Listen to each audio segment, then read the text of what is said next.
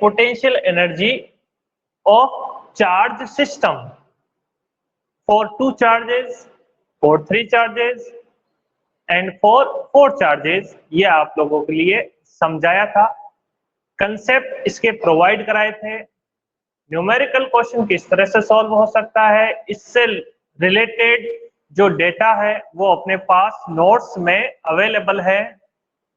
तो आप जब नोट्स लिखेंगे तब उन नोट्स की सहायता से आप न्यूमेरिकल करने में एबल हो जाएंगे, आपको न्यूमेरिकल करने में कोई समस्या नहीं आएगी। तो अब जो आज का टॉपिक है वो भी इलेक्ट्रिक पोटेंशियल एनर्जी है, लेकिन इस बार जो पोटेंशियल एनर्जी है वो एक्सटर्नल इलेक्ट्रिक फील्ड के लिए है। एक्सटर्नल इलेक्ट्रिक फील्ड में पोटेंशियल एनर्जी किस तरह से होगी वो हम फाइंड आउट करेंगे। पिछली बार आपने देखा था कि हमारे पास में ये एक रीजन था, इस रीजन के अंदर इलेक्ट्रिक फील्ड जीरो था और पोटेंशियल भी जीरो है। जब इलेक्ट्रिक फील्ड जीरो होगा तो वहां पर पोटेंशियल 101% क्या होगा, जीरो होगा। लेकिन किसी जगह पर पोटेंशियल जीरो है तो वहां जरूरी नहीं है कि इलेक्ट्रिक फील्ड भी जीरो हो, ध्यान रखिएगा। ठीक है, मैं यहां पर दो चीजें लिख रहा हूं। If E equals to 0 then V 100% और श्योरली भी जीरो। तो B की वैल्यू हमेशा क्या होगी, जीरो होगी। ठीक है, और इसका एक वाइस वर्सा कंसेप्ट क्या है, वाइस वर्सा कंसेप्ट है if V equals to zero, यानी V की वैल्यू क्या है, जीरो है, then it is not necessary that E equal to zero. अच्छा देखो, तीन लाइन खींच के दो को कट कर दिया है, यानी E की वैल्यू वहां जीरो हो भी सकती है और नहीं भी हो सकती है, यानी नेसेसरी नहीं है कि E की वैल्यू जीरो होगी ही होगी, वहां पर E की वैल्यू कुछ भी कंसीडर हो सकती है। कैसे, इसका एग्जाम्पल, फर्स्ट का एग्जाम्पल आपको याद रखने में कोई दिक्कत नहीं आएगी, इसको समझने के लिए आपको एग्जाम्पल की जरूरत पड़ेगी। तो हम एग्जाम्पल समझते हैं इलेक्ट्रिक डाइपोल। अच्छा, इलेक्ट्रिक डाइपोल आप लोगों ने पढ़ा और चैप्टर फर्स्ट से ही इसके कुछ एप्लीकेशन थे, चैप्टर सेकंड में भी हमने एप्लीकेशन इसके पढ़े हैं। इलेक्ट्रिक डाइपोल, ये कोई माइनस चार्ज माइनस क्यू, ये कोई प्लस चार्ज यानी प्लस क्यू, बहुत ही छोटी सी डिस्टेंस पर या स्मॉल सेपरेशन पर जब रखे हुए होते हैं तब इस तरह से बना ये जो पेयर है या जो सिस्टम है, इस सिस्टम को ही हम क्या कहते हैं, इलेक्ट्रिक डाइपोल कहते हैं। इस इलेक्ट्रिक डाइपोल के लिए दो एक्सिस निकल के आती है, ये तो कहलाती है एक्सियल लाइन, और एक जस्ट इसके परपेंडिकुलर और सेंटर से होती हुई लाइन गुजरती है जिसको बोलते हैं इक्वेटर लाइन।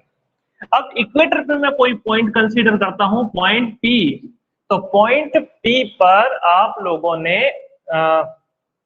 क्या कहते हैं, जो इलेक्ट्रिक फील्ड E की वैल्यू आपने फाइंड आउट की है। E की वैल्यू फाइंड आउट की थी, कितनी आई थी, E vector that is minus K P vector upon R cube, इतनी आई थी। और जब हम पोटेंशियल की वैल्यू फाइंड आउट करते हैं, अभी इसी चैप्टर में कुछ 4 या 5 टॉपिक पहले ही हमने फाइंड आउट किया था, तो इसके लिए V की वैल्यू कितनी आई थी, जीरो आई थी। यानी इसके चारों तरफ इलेक्ट्रिक फील्ड तो है, इस पॉइंट P पर इलेक्ट्रिक फील्ड की वैल्यू इतनी है कि नहीं है, इतनी है, लेकिन पोटेंशियल की वैल्यू कितनी है, यहाँ पर जीरो है।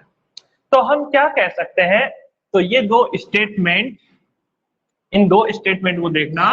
फर्स्ट स्टेटमेंट क्या कहता है, इफ E बराबर zero then V surely be zero, यानी 100% इसकी वैल्यू क्या होगी, जीरो ही होगी। लेकिन अगर V की वैल्यू जीरो है तो E जीरो हो, ये जरूरी नहीं है। E की वैल्यू जीरो भी हो सकती है और नॉन जीरो भी हो सकती है, जैसा कि हम यहां पर देख रहे हैं। इस पॉइंट पर V की वैल्यू कितनी है बताओ, जीरो है, लेकिन ई की वैल्यू क्या है, ई की वैल्यू 0 है क्या, ई की वैल्यू 0 नहीं है। ये इसका सबसे अच्छा एग्जाम्पल है। तो ये तो बात हुई अपनी कंसेप्ट की, और ये कंसेप्ट अपने को काम में लेना है थोड़ा सा। अच्छा, टॉपिक से रिलेटेड नहीं है अपना टॉपिक, तो ये एक्सटर्नल इलेक्ट्रिक फील्ड में पोटेंशियल एनर्जी फाइंड करनी है। देखो, हमें पोटेंशियल एनर्जी फाइंड करनी है, हम इलेक्ट्रिक फील्ड और इलेक्ट्रिक पोटेंशियल पर ही घूम रहे हैं अभी तक। तो देखिएगा, फिर अगेन इस टॉपिक को शुरुआत करता हूं। इसके लिए मैं फिर दोबारा से एक रीजन, ये रीजन यानी क्षेत्र तैयार किया है। पिछले वाले जब टॉपिक को हम कर रहे थे तब हमने इसमें इलेक्ट्रिक फील्ड की वैल्यू ली थी 0, बट नाउ दिस टाइम हम क्या लेंगे, एक यूनिफॉर्म इलेक्ट्रिक फील्ड लेंगे। ई की वैल्यू है और ये यूनिफॉर्म है। यूनिफॉर्म होने का मतलब क्या हुआ, हर एक जगह पर ई की वैल्यू फिक्स है, कांस्टेंट है। इस जगह पर 5 न्यूटन पर कूलम है, तो कहीं पर भी कोई भी पॉइंट ले लेंगे तो वहां पर 5 न्यूटन पर कूलम ही इलेक्ट्रिक फील्ड निकल करके आएगा। तो अब हम क्या करेंगे, जब इलेक्ट्रिक फील्ड है यानी इलेक्ट्रिक फील्ड दिया हुआ है, तो इसका मतलब पोटेंशियल भी वहां पर होगा, जरूर होगा। तो मैं यहाँ पर 2 पॉइंट कंसीडर कर लेता हूं, क्योंकि इसके लिए जो न्यूमेरिकल आते हैं वो इस टॉपिक से रिलेटेड ही आएंगे, इससे ज्यादा नहीं आएंगे। मैंने 2 पॉइंट कंसीडर कर लिए, एक पॉइंट ए और एक पॉइंट बी। क्योंकि इलेक्ट्रिक फील्ड यहां पर विद्यमान है, electric field is present in the uniform form, then potential at point A. ठीक है, इस तरह से। अच्छा, बुक्स के अंदर एनसीईआरटी के अकॉर्डिंग हम बात करते हैं, तो हम ये मान लेते हैं कि इसकी जो पोजीशन है, पॉइंट ए का जो पोजीशन वेक्टर है वो r1 है, then potential at point A that is VR1। ठीक है, ए पॉइंट पर पोटेंशियल VR1 हो जाएगा और इस बी पॉइंट पर पोटेंशियल हो जाएगा VR2। मतलब क्या हो गया, इसका पोजीशन, फॉर एग्जांपल ये अपना ओरिजिन से यहाँ पर इसका पोजीशन वेक्टर R1, इसका पोजीशन वेक्टर हम मान लेते हैं R2। इसलिए यहाँ पर जो पोटेंशियल होगा उस पोटेंशियल को VR1 कह देंगे in the respect to the position vector, और बी पॉइंट का जो पोटेंशियल होगा VB बराबर इसको लिख देंगे VR2 with respect to position. आपको बात समझ में आई होगी। यानी यहां पर पहले से ही पोटेंशियल दिया हुआ है। अब मैं यहां पर एक चार्ज है Q1, इस Q1 को मैं उठा करके यहां पर लेकर के आऊंगा, तो यहां पर वर्क करना पड़ेगा। तो वर्क का formula W equals to QV, ये हमने पोटेंशियल की डेफिनेशन से निकाला है। Potential V equals to W upon Q होता है ना, तो उसी से हमने ये फॉर्मूला वर्क बराबर Q इंटू V, आप याद कर लें, नोटेड कर लें, स्पेशली फाइंड आउट कर लें। ओके, तो ये हो गया। तो वर्क होगा, तो वर्क क्या होगा, किसको लेके आ रहे हैं, चार्ज को। कौन सा चार्ज लेके आ रहे हैं, Q1, तो ये हो जाएगा Q1। कहां पर लेकर के जा रहे हैं, हम इस ए पॉइंट पे लेके जा रहे हैं, तो पोटेंशियल कितना हो जाएगा VA, तो ये हो जाएगा वर्क W1। तो W1 बराबर Q1 और VA की वैल्यू यहां से ऊपर से रख लेते हैं VR1। This is the equation number first which represent the work done to bring the charge Q1 from infinite to the region to the point A। Okay, तो ये अपने पास वर्क डन निकल करके आ गया। अब देखिएगा, इस जगह पर पहले से ही पोटेंशियल था VB था, लेकिन अब यहां पर चार्ज आ चुका है Q1, तो Q1 भी क्या करेगा, इफेक्ट करेगा इसके पोटेंशियल में। इसके पोटेंशियल को क्या कर देगा, इंक्रीज कर देगा। इंक्रीज क्यों करेगा, क्योंकि पॉजिटिव चार्ज है तो यहाँ का पोटेंशियल इंक्रीज होगा, और अगर नेगेटिव चार्ज है तो पोटेंशियल क्या हो जाएगा, डिक्रीज हो जाएगा। बात समझ पा रहे हैं, क्योंकि ये इलेक्ट्रिक फील्ड पॉजिटिव चार्ज के लिए हम निकालते हैं लगभग। यहां पर पॉजिटिव चार्ज आया, तो पॉजिटिव चार्ज आने से इस पॉइंट बी पर जो पोटेंशियल हो जाएगा वो इंक्रीज हो जाएगा। तो अब इंक्रीज होकर के कितना हो जाएगा, पहले तो वीबी था, अब मैं मान लेता हूं क्या हो जाएगा, वीबी डैश हो जाएगा। Now let us consider electric potential at point B. Now this time की बात कर रहा हूं, तो ये कितना हो जाएगा, पहला potential VB plus VBA. VB is the initial potential which is given as VR2, and now VBA is what? VBA mean potential due to देखो यहां देखिएगा इसका मीन क्या निकलता है, potential at point B due to A, यानी B point पर ए की वजह से जो पोटेंशियल प्रोड्यूस हुआ है वो। तो इस चार्ज की वजह से इस डिस्टेंस को मैं आर ए बी लिख सकता हूं, यानी distance from A to B, ये आर ए बी हो गया। तो इसकी वैल्यू कितनी हो जाएगी, तो V B dash equal to ये है अपने पास वी आर टू प्लस इसका फॉर्मूला आ जाएगा K q one upon r A B. ये पोटेंशियल के फॉर्मूले से हमने फाइंड आउट किया हुआ है। तो अब आप देखिएगा नेक्स्ट, तो इस जगह पर अब अपने पास पोटेंशियल कितना है, वी बी डैश है। इतना पोटेंशियल इस जगह पर हो चुका है, हो गया। अब हम क्या करते हैं कि इनफाइनाइट पर ही कोई चार्ज Q2 रखा हुआ है, इस चार्ज Q2 को हम इस पॉइंट बी पर लेकर के आएंगे, तो लाने में फिर वर्क डन करना पड़ेगा। तो ये वर्क डन हो जाएगा W2 बराबर Q2, किस चार्ज को लेके आ रहे हैं, Q2 चार्ज को लेके आ रहे हैं, किस जगह पर लेके आ रहे हैं, बी पॉइंट तक। तो बी पॉइंट का पोटेंशियल VB, कितना पोटेंशियल है इस पर, VB डैश।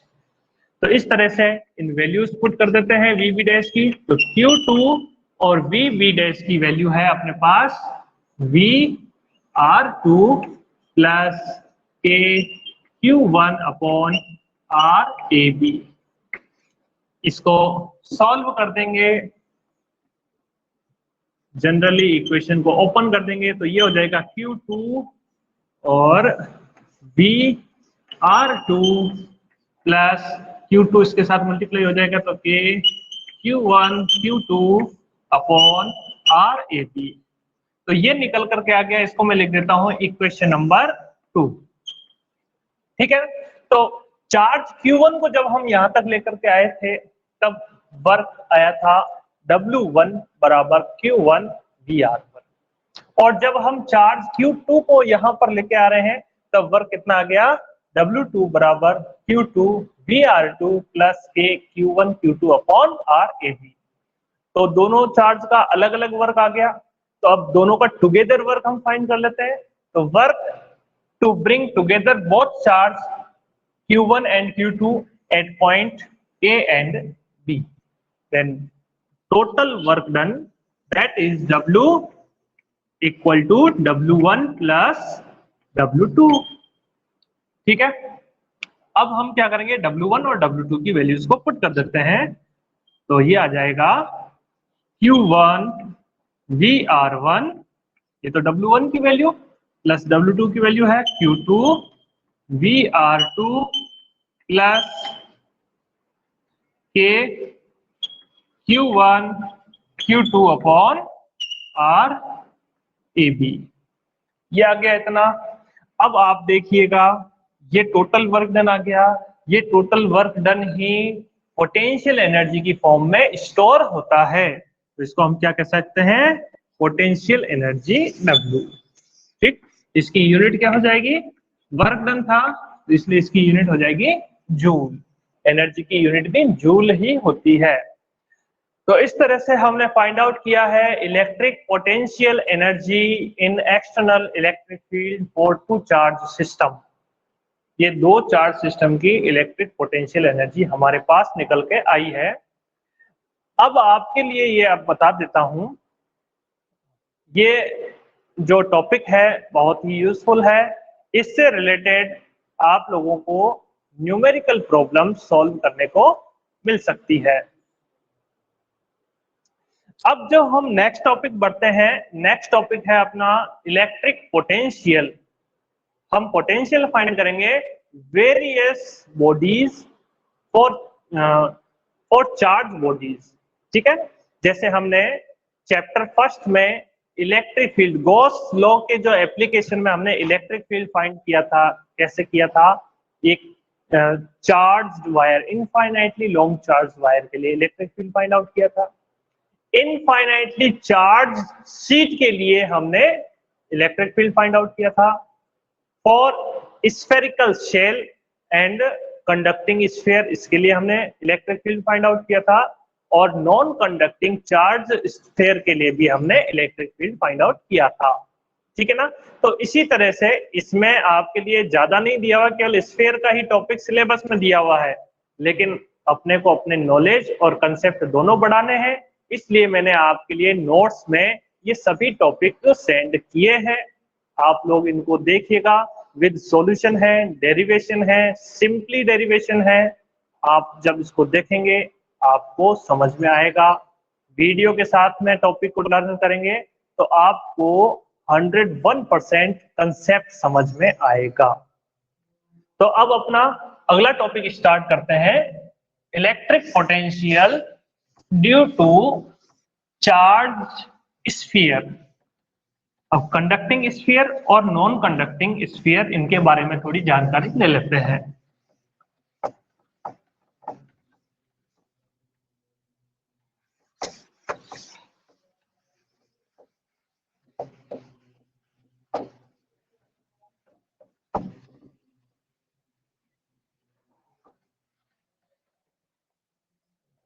अच्छा, वीडियो जो अपलोड कर रहा हूं मैं इनको कोई ज्यादा सुधारता नहीं हूं, कोई ज्यादा मॉडिफाई नहीं करता हूं, एज इट ही। अगर टॉपिक अलग अलग हो रहे होते हैं तो मैं अलग अलग पार्ट बना करके इसको अपलोड कर देता हूं, और आज शायद मैं पूरा एज इट ही टॉपिक अपलोड कर दूंगा। तो इसमें आपको कुछ टाइम स्किप भी हो रहा होगा तो कोई बात नहीं, लेकिन समझिएगा, आपको समझने में काफी चीजें मिलेगी। तो सबसे पहले हम स्फीयर के बारे में पढ़ लेते हैं ना। स्फीयर, स्फीयर के बारे में जानना जरूरी है। सबसे पहले तो इसका टाइप, क्योंकि इलेक्ट्रिक फील्ड भी जब आप फाइंड आउट कर रहे होंगे, कैपेसिटेंस भी जब आप फाइंड आउट कर रहे होंगे, और यहाँ पर पोटेंशियल फाइंड आउट कर रहे हैं, तब भी आप लोगों के लिए इंपॉर्टेंट पार्ट है। तो स्फीयर जो है अपने पास देखें, एक तो है सबसे पहले सॉलिड स्फीयर,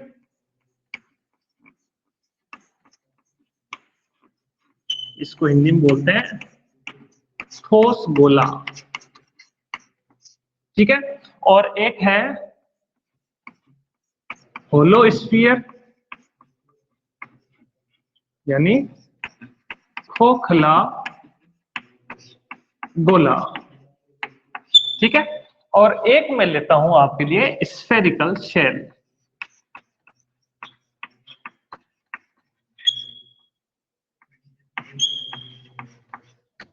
ठीक है, तो स्फेरिकल शेल भी खोखला गोला ही होता है, लेकिन इन दोनों में थोड़ा सा डिफरेंस होता है। ये भी कैसा है, खोखला गोला। ओके, तो अब यहां पर देखो, मेडिकल वालों के लिए ज्यादा डिफरेंशिएट नहीं करवाता है, यानी ज्यादा चीजों को बिखेरता नहीं है, केवल एक ऊपर ऊपर का मोटा मोटा टॉपिक उठा लेता है और उसी से क्वेश्चन आते हैं। लेकिन जो जी की तैयारी कर रहे हैं, यानी मैथमेटिक्स वाले स्टूडेंट हैं, जो नेवी के लिए या एयरफोर्स के लिए, एनडीए के लिए तैयारी करते हैं, उनके लिए ये जो टॉपिक है बहुत ही इंपॉर्टेंट टॉपिक है।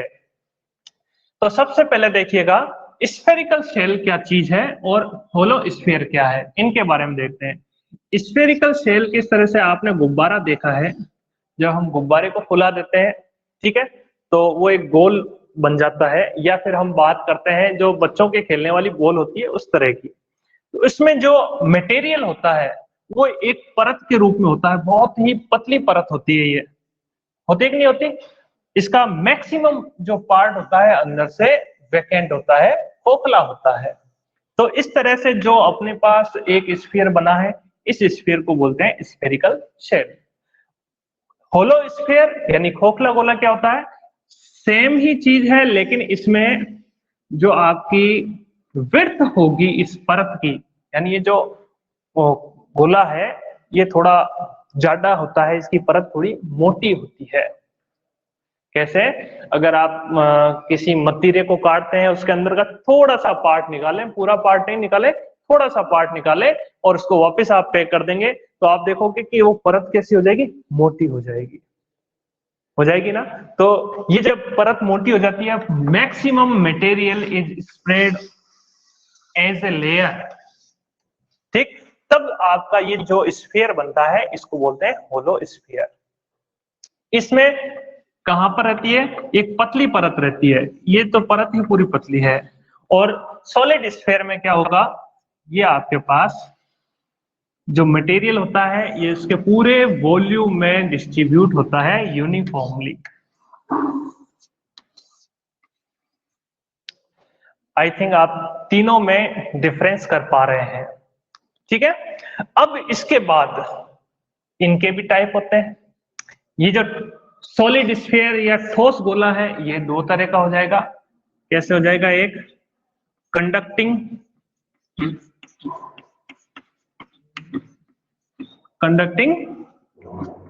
सॉलिड स्फीयर यानी चालक ठोस गोला, यानी ये जो गोला है वो कंडक्टिंग मटेरियल का बना हुआ है, चालक धातु का बना हुआ है, ठीक। दूसरा क्या हो सकता है इसका, नॉन कंडक्टिंग सॉलिड स्फीयर यानी अचालक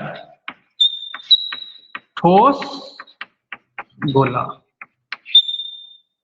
ये बात समझ पा रहे हैं, ठीक। तो इसी को डिफरेंशिएट करते हैं अपन फिजिक्स के अंदर, जब डेरिवेशन करेंगे केवल इसी को ही दो पार्ट में डिफरेंशिएट कर देते हैं, स्फेरिकल सेल और होलो स्फीयर यानी खोखला गोला को हम एज इट ही रखते हैं, इसमें हम ज्यादा डिफरेंट नहीं कराते। ये चाहे कंडक्टिंग हो या नॉन कंडक्टिंग हो, इसके ऊपर कोई इफेक्ट नहीं पड़ता, यानी कंडक्टर का और नॉन कंडक्टर का इसके ऊपर कोई इफेक्ट नहीं पड़ता है, क्योंकि ये पतली परत की फॉर्म में होता है। इसके ऊपर पड़ता है, इसके लिए इफेक्ट पड़ेगा, लेकिन इसके लिए जो मैक्सिमम क्वेश्चन होते हैं वो इसी की तरह बिहेव करते हैं, फर्स्ट सॉलिड की तरह, लेकिन कहां तक बिहेव करेगा, जहां तक इसका मटेरियल है। तो इसमें भी ज्यादा वेरिएशन नहीं आता, सिंगल टाइप में ही इसके क्वेश्चन पूछे जाते हैं। आई थिंक ये बात समझ में आ गई होगी, ठीक। अब इनका चार्ज के साथ में किस तरह से इफेक्ट आता है, ठीक, चार्ज के साथ में कैसे इफेक्ट आएगा, तो मैं यहां पर दो गोले बना लेता हूं, एक इसको सॉलिड बना देता हूं, एक नीचे और बना देता हूं, ये वाला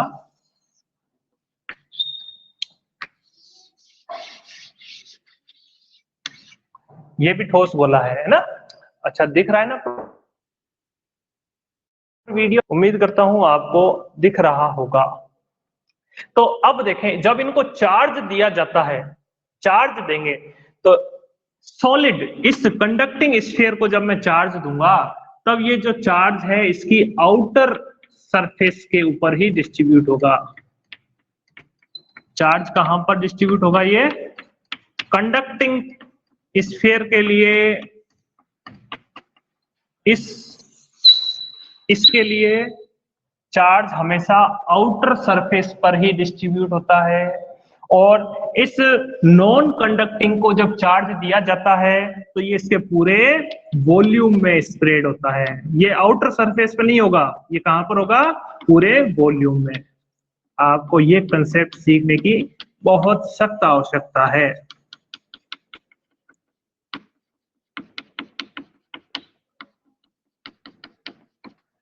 ठीक है ना।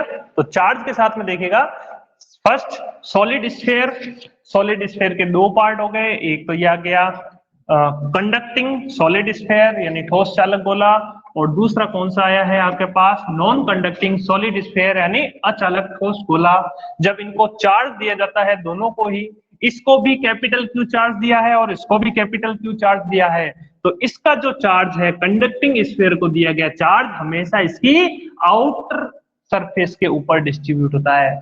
ध्यान रखिएगा, सरफेस पर डिस्ट्रीब्यूट हो रहा है, इसलिए यहाँ पर जो चार्ज डेंसिटी होती है वो सरफेस चार्ज डेंसिटी होती है। और जब इस नॉन कंडक्टिंग स्फीयर को जब चार्ज दिया जाता है, सेम चार्ज इसको भी क्यू दिया गया है, इसको भी क्यू दिया गया है, लेकिन ये जो चार्ज है ये इसके पूरे वॉल्यूम में डिस्ट्रीब्यूट होता है, इसलिए यहाँ पर जो चार्ज डेंसिटी ली जाती है वो वॉल्यूम चार्ज डेंसिटी ली जाएगी।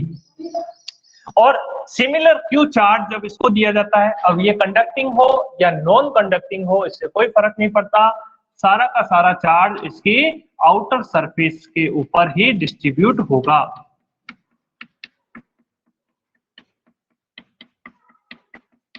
ठीक है, ये कोई सा भी हो सकता है, कंडक्टर भी हो सकता है और नॉन कंडक्टर भी हो सकता है, तो भी इसके ऊपर चार्ज दो ऊपर ही आउटर होगा। तो अब देखें हमारे पास में कितने हो गए, 4 तरह के स्फीयर हो गए, यहां तक इतना की बात करता हूं। एक तो कंडक्टिंग सॉलिड स्फीयर, एक नॉन कंडक्टिंग सॉलिड स्फीयर, एक हम लिख लेते हैं कंडक्टिंग स्फेरिकल सेल और एक नॉन कंडक्टिंग स्फेरिकल सेल।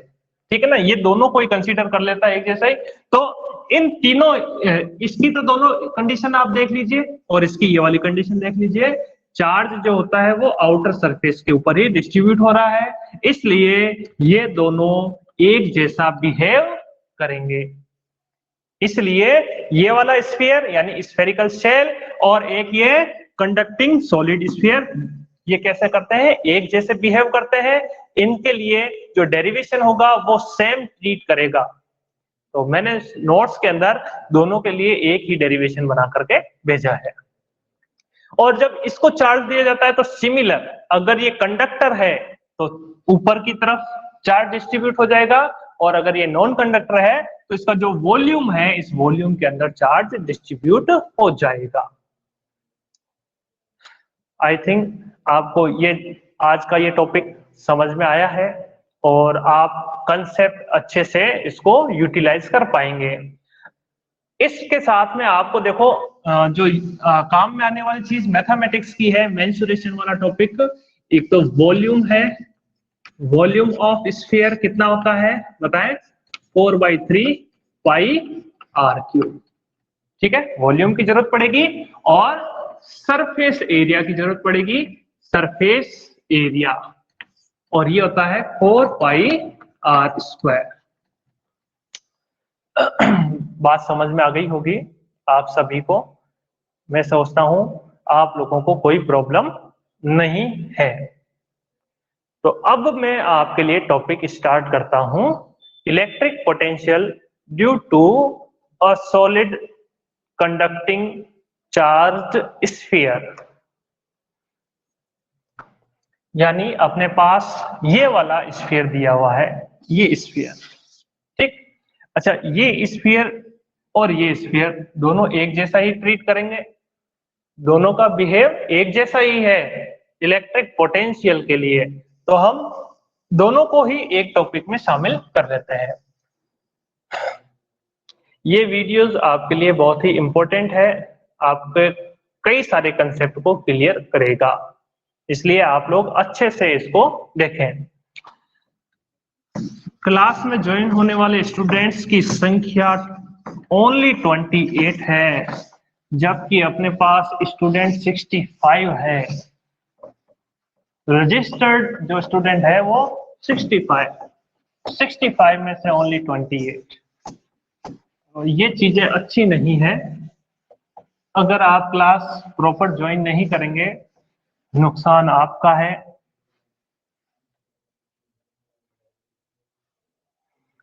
तो नेक्स्ट टॉपिक के ऊपर हम पढ़ते हैं। मैं पूरा नहीं लिख रहा हूं, सीधा यही लिख रहा हूं ना, charge conducting solid sphere.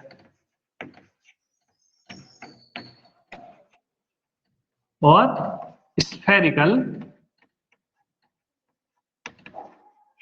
Shell. ठीक है ना। हम इलेक्ट्रिक पोटेंशियल फाइंड आउट कर रहे हैं। तो सबसे पहले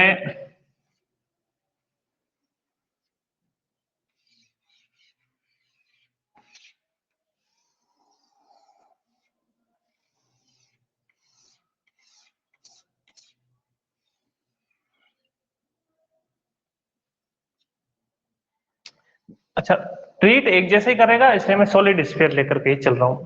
late us consider a solid conducting sphere of radius capital are. यानी इसकी रेडियस कितनी है, ये सेंटर है ओ, ओ से लेके सरफेस तक की डिस्टेंस कैपिटल आर, इसकी रेडियस कैपिटल आर आर है। Since charge capital Q is given to the conducting solid sphere, इसको कैपिटल क्यू चार्ज दिया जा रहा है, then it spread over the surface of sphere. ये जो चार्ज होगा ये इसकी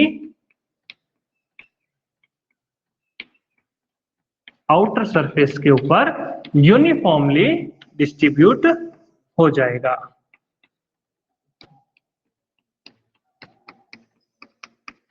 हो गया। If surface charge density over the sphere is sigma, surface charge density क्या होती है बताएं? सरफेस चार्ज डेंसिटी, ये पिछले वाले चैप्टर में हमने पढ़ा था, और ये कितनी होती है? सिग्मा होती है ना। तो सिग्मा है, इसलिए टोटल चार्ज की वैल्यू क्या हो जाएगी? Then total charge Q equals to हो जाएगा 4 pi r square sigma. Number first equation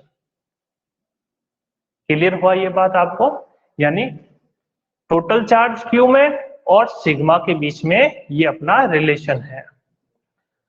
अब हम क्या करते हैं, now we want to find electric potential at point P। हम कोई आर्बिट्रेटरी पॉइंट है P, उस पॉइंट पर हम इलेक्ट्रिक पोटेंशियल फाइंड आउट करना चाहते हैं। तो अब ये पॉइंट P की पोजीशन 3 जगह हो सकती है, 4 जगह हो सकती है। पॉइंट P आउटसाइड स्फीयर हो सकता है इस जगह पर, पॉइंट P इसके सरफेस पर हो सकता है, पॉइंट P इसके अंदर कहीं पर हो सकता है, और पॉइंट P कहां हो सकता है? सेंटर पर हो सकता है। ठीक है ना। तो पॉइंट P की कितनी पोजीशन हो गई? 4। सेंटर वाले को अपने को कंसीडर करने की जरूरत नहीं होती है। ठीक है, इसलिए हम लगभग 3 को ही मान के चलते हैं, लेकिन फिर भी आप 4 जगहों पर सिचुएशन को कंसीडर कर सकते हैं। नोट्स के अंदर भी मैंने आपको 4 पॉइंट बना करके भेजे हैं। तो there are 4 position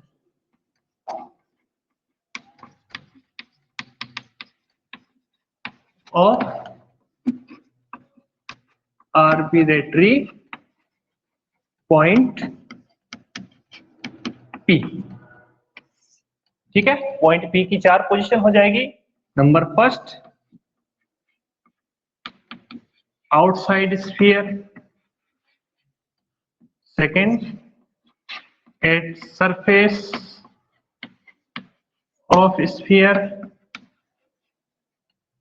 number third inside of sphere, और number fourth at centre O। तो ये 4 पॉइंट है, इन चारों पॉइंटों पर अपने को पोटेंशियल फाइंड आउट करना है। तो let us count first point, outside sphere. Okay, तो आउटसाइड स्फीयर के लिए मैं इसको रफ कर देता हूं।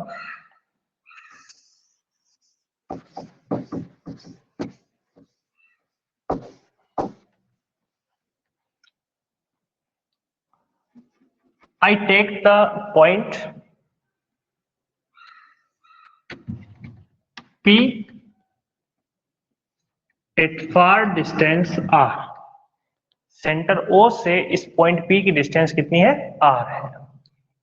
अब आप लोगों को पता है इलेक्ट्रिक पोटेंशियल की डेफिनेशन।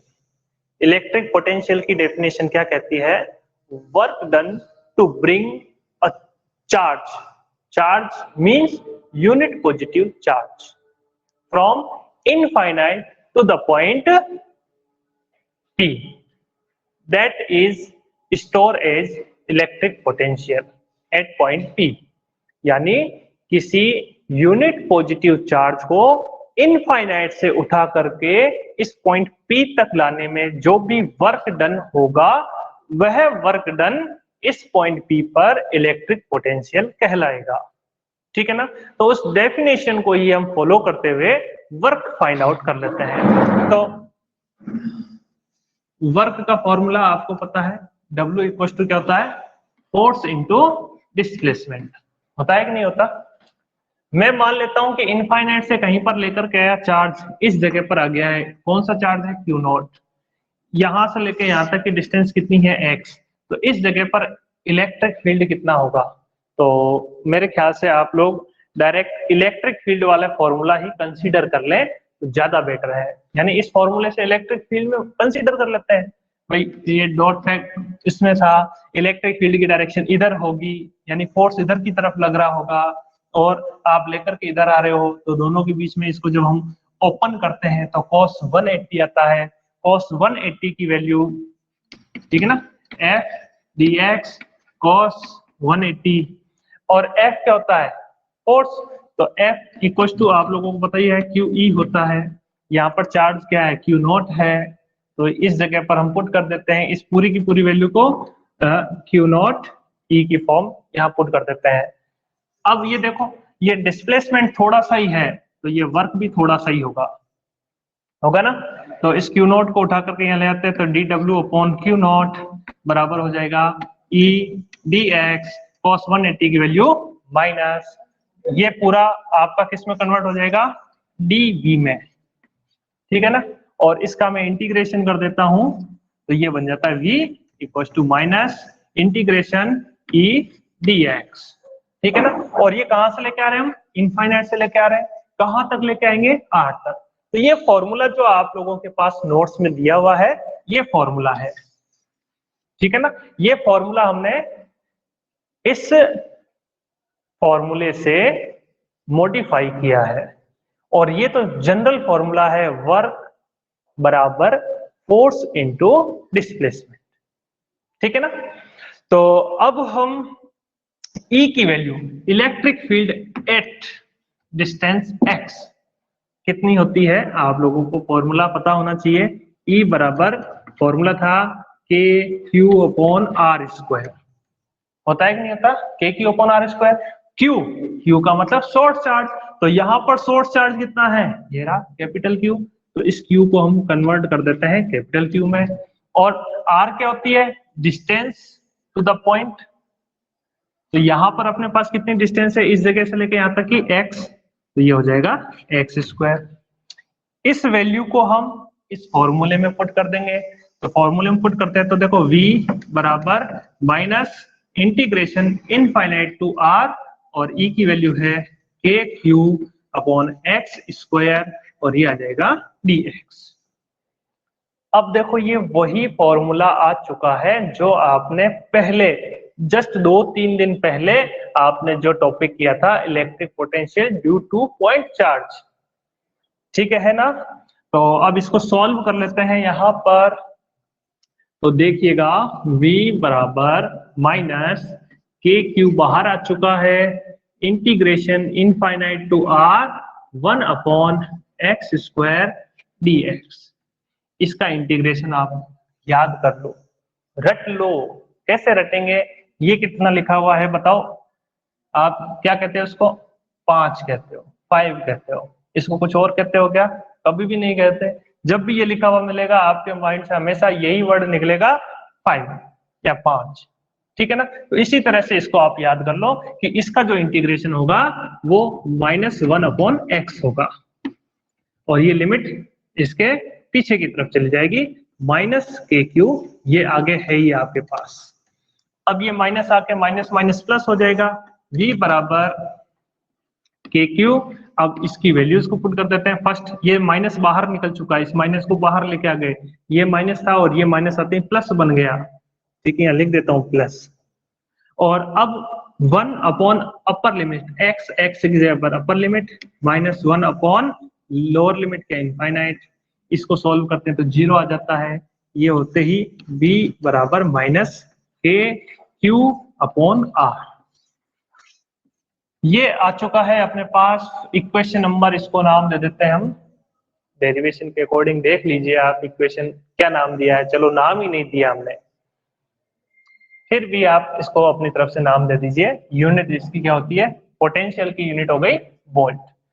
अब हम क्या करते हैं, Q की वैल्यू को भी यहाँ पर पुट कर देते हैं। Q की वैल्यू ये है ना, K की वैल्यू और Q की वैल्यू दोनों यहाँ पर पुट कर दो, तो ये फॉर्मूला यानी electric potential for charge conducting solid sphere के लिए जो वैल्यू आएगी वो दूसरे फॉर्मूले में कन्वर्ट हो जाएगी। यानी मेन तो ये है ही है आपका, ये तो मेन है, इसको फिर हम क्या कर रहे हैं, दूसरे में कन्वर्ट कर रहे हैं। ये जो वैल्यू आई है ये पॉइंट चार्ज के लिए जो हम पोटेंशियल फाइंड करते हैं उसके बराबर और उसके जैसी ही आई है। सॉरी ये प्लस का है ना, के क्यू अपॉन आर, ठीक है। अब हम क्या करेंगे, इसकी वैल्यूज पुट कर देते हैं। तो v बराबर, तो सबसे पहले k की वैल्यू क्या होती है बताओ, 1 upon 4 pi epsilon not into q की वैल्यू क्या है, इक्वेशन नंबर फर्स्ट से देखें, 4 पाई r square sigma upon, upon में क्या आ रहा है स्मॉल r आ गया। अब इसको हम क्या कर देते हैं, देखो 4 पाई से 4 पाई उड़ गया, तो v बराबर क्या बचा, r square sigma upon epsilon not small r। ये एक नया फॉर्मेट आपके पास आता है इलेक्ट्रिक पोटेंशियल का in the form of sigma. ये आपके लिए जरूरी है। भाई हमने कुछ नहीं किया, हमने पहले तो जब इसको चार्ज डिस्ट्रीब्यूट कर रहे थे तब इसका रिलेशन फाइंड आउट कर लिया था इक्वेशन नंबर फर्स्ट से, जो आपका कंसेप्ट है। कंसेप्ट के बाद हमने कुछ नहीं किया, जनरल वही हमने किया है जो पॉइंट चार्ज के लिए किया था, और यहां तक सेम वही निकल करके आया, यानी एक रटी रटाई डेरिवेशन हो गई। फिर हमने क्या किया, इनकी वैल्यूज को पुट कर दिया, तो देखो एक नया फॉर्मेट निकल करके आ गया ये। तो ये नया फॉर्मेट निकालना ही इसका कंसेप्ट है, आप इसके बारे में जान पाते हैं या नहीं जान पाते हैं। अब मैं इस चार्ज को उठा करके यहाँ पॉइंट पी पर नहीं ला करके इस सरफेस पर ले आता, ठीक है, तो ये डिस्टेंस कितनी रह जाती, इस आर की वैल्यू, अगर ये सरफेस पे आता तो आर की वैल्यू कैपिटल आर के बराबर आ जाती ना, स्मॉल आर कैपिटल आर के बराबर आ जाता। तो ये तो आउटसाइड हो गया, तो मैंने इसको लिखा है वीओ, नोट्स के अंदर वीओ का मतलब आउटसाइड। जब हम सरफेस के लिए बात करेंगे वी एस, तो एस के लिए स्मॉल आर कैपिटल आर आपस में बराबर हो जाते हैं। तो यहां पर मैं अगर रखूंगा तो फॉर्मूला देखना, ये क्या बन जाएगा, कैपिटल आर आ जाएगा। और जब मैं इस फॉर्मूले में रखूंगा स्मॉल आर की वैल्यू कैपिटल आर, तो एक आर से एक आर कट जाएगा, तो वी एस सरफेस के लिए R sigma upon epsilon naught बचेगा। तो इसका मतलब क्या है कि सिग्मा कांस्टेंट हो गया, आर रेडियस है ये कांस्टेंट है, एप्सिलॉन नॉट ये कांस्टेंट है, ये सारी चीजें कांस्टेंट है। तो इसका मतलब सरफेस पर जो पोटेंशियल हो जाएगा वो कांस्टेंट हो जाएगा और मैक्सिमम वैल्यू पर होगा। और बाहर जो था वो स्मॉल आर के ऊपर डिपेंड था, ये कैपिटल आर कांस्टेंट है, सिग्मा कांस्टेंट है, ये कांस्टेंट, तो ये किसके ऊपर डिपेंड कर रहा था, 1 अपॉन आर के ऊपर डिपेंड कर रहा था। तो इसका जो ग्राफ बनेगा वो ग्राफ भी आप लोगों को थोड़ा सा याद रखना है। आउटसाइड मैंने आपको भेजा हुआ है नोट्स के अंदर, आप वहां से पढ़ेंगे, आप लोगों को काफी कुछ जानकारियां मिलेगी। ये तो 2 पॉइंट हमने डिस्कस कर लिया, आउटसाइड स्फीयर और ओवर स्फीयर। नेक्स्ट जो है इनसाइड स्फीयर, वो आप नोट्स से करेंगे, और जब इनसाइड स्फीयर कर लेंगे तो आपको एट सेंटर का भी पता चल जाएगा। तो जैसे अगर आपको प्रॉब्लम आती है तो हमारे साथ क्लास में जुड़े रहें, व्हाट्सएप ग्रुप पर डिस्कशन करें, आपकी प्रॉब्लम का 100% सॉल्यूशन मिलेगा। कल मुझे कुछ बच्चों ने न्यूमेरिकल प्रॉब्लम भेजी थी, उन न्यूमेरिकल प्रॉब्लम्स का सॉल्यूशन मैंने ग्रुप में प्रोवाइड करा दिया है with definition and easy solve के साथ। तो आज की क्लास यहीं स्टॉप करते हैं। धन्यवाद। जय हिंद, जय भारत।